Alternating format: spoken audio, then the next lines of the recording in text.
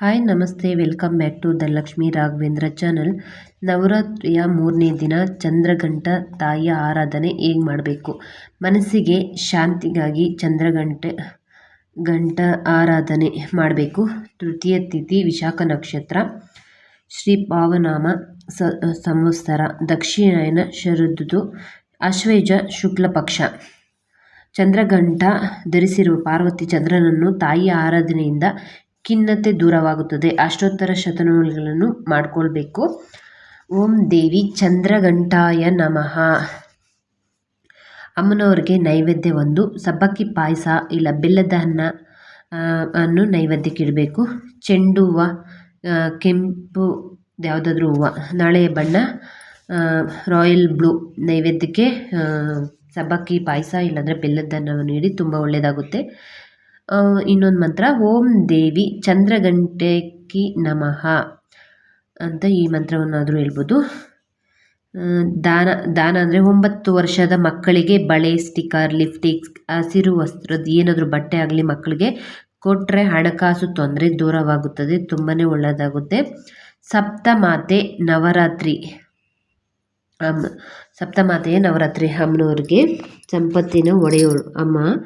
ಇದು ಬಂದು ಈ ಮಂಡಲವನ್ನು ನೀವು ಪೂಜೆ ರೂಮಲ್ಲಿ ಹಾಕ್ಕೊಂಡು ಅಮ್ಮನವ್ರಿಗೆ ಚಂದ್ರಘಂಟ ತಾಯಿ ಆರಾಧನೆಯನ್ನು ಮಾಡಬೇಕು. ಇದು ಒಂದು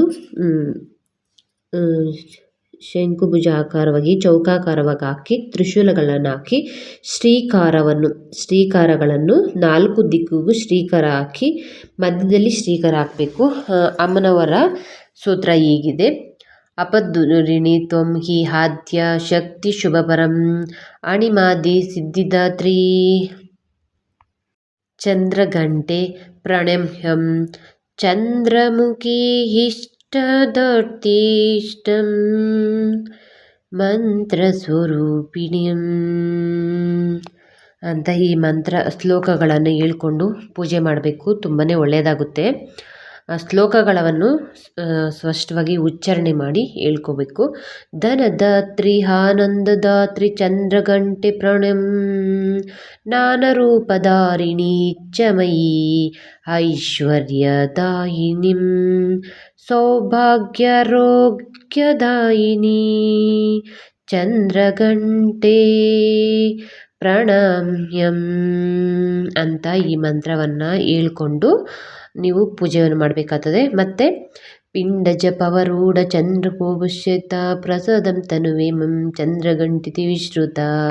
ಇಲ್ಲಾಂದರೆ ಓಂ ದೇವಿ ಚಂದ್ರಘಂಟೆ ನಮಃ, ಇಲ್ಲಾಂದರೆ ಏಂ ಶ್ರೀಂ ಶಕ್ತಯೇ ನಮಃ. ಯಾ ದೇವಿ ಸರ್ವಭೂತೇಷು ಮಂ ಚಂದ್ರಘಂಟಾರೂಪೇಣ ಸಂಸ್ಥಿತಾ ನಮಸ್ತಸ್ಯೈ ನಮಸ್ತಸ್ಯೈ ನಮಸ್ತಸ್ಯೈ ನಮೋ ನಮಃ. ಚಂದ್ರಘಂಟ ದೇವಿಯನ್ನ ಆರಾಧನೆ ಮಾಡಿ ಈ ಮಂತ್ರವನ್ನು ಹೇಳ್ಕೋಬೇಕು. ನಂತರ ಈ ಮಂತ್ರವನ್ನು 9 ಸಲ ಹೇಳಿ. ಚಂದ್ರಮುಖಿ ಇಷ್ಟದಾತ್ರಿ ಇಷ್ಟಂ ಮಂತ್ರ ಸ್ವರೂಪಿಣಿಂ ಧನದಾತ್ರಿ ಆನಂದದಾತ್ರಿ ಚಂದ್ರಘಂಟೆ ಪ್ರಣಂ ನಾನರೂಪಧಾರಿಣಿ ಇಚ್ಛಮಯೀ ಐಶ್ವರ್ಯದಾಯಿನಿಂ ಸೌಭಾಗ್ಯರೋಗದಾಯಿನಿ ಚಂದ್ರಘಂಟೆ ಪ್ರಣಂ ಪಿಂಡಜ ಪ್ರವರೂಢ ಚಂಡಕೋಪಸ್ಥಗರಿತ ಪ್ರಸಾದ ತನುವೆ ಮಂ ಚಂದ್ರಘಂಟೇತಿ ಮಿಶ್ರಿತ ಅಂತ ಈ ಮಂತ್ರವನ್ನು 9 ಸಲ ಹೇಳಿ.